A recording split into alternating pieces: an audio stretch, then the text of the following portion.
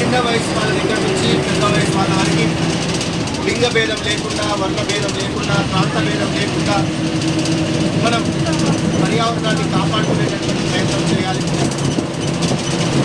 అదే కాకుండా నాకు చెడ్డ అలవాటు ఉన్నది.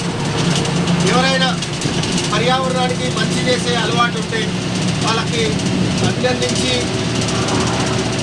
ఏదైనా చిన్న బహుమానం ఇచ్చే అలవాటు ఉన్నది.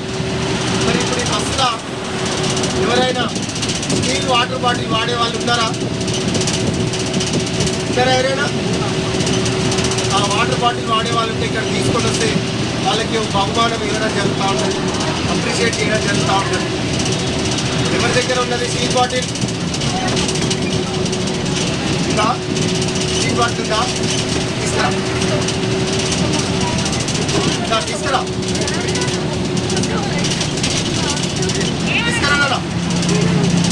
ఇంతమందిలో ఒక్కదాన్ని మంచి పని చేస్తాందా?